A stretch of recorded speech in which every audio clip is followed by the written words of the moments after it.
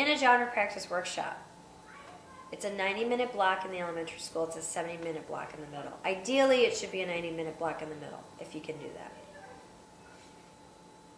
There's a mini lesson, then the kids independently read. In the early grades, they read books from their baggies. Upper grades, they read their books, whatever they have. Whatever they have in their folders, it might be books, magazines, comics. They have their independent reading baggie or their folder. When they're finished with that, and if they finish with that, they can go to centers. What's different about the genre practice workshop is that the kids can choose what centers they want to go to. This was a huge change. A lot of teachers were like, well, will they go to the centers that they need? What we found is if the centers are well planned, based on the needs of the kids, based on the teachers' assessments of the kids, if they're centers at the children's zone of proximal development, the kids will go to them. They don't want to go to things that are easy. They get bored.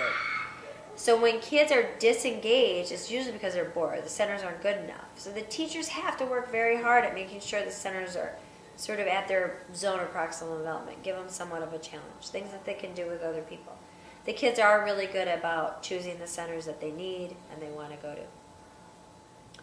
Now, if there is a child that needs, let's say, they don't know their alphabet yet, then the teacher may say to them, you have to go to the center every day before you do anything. Other centers, during a conference, they might have that conversation because that would be something that will help them. During the independent reading, the kids are reading and the teacher is conferencing with the kids. And during the conferences, they have a portfolio conference where they talk about the child's strengths, needs, and goals.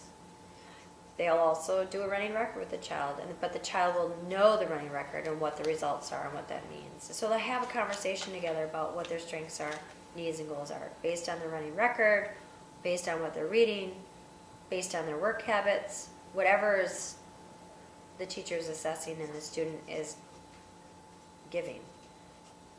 Also, that's where we link up with the standards as well.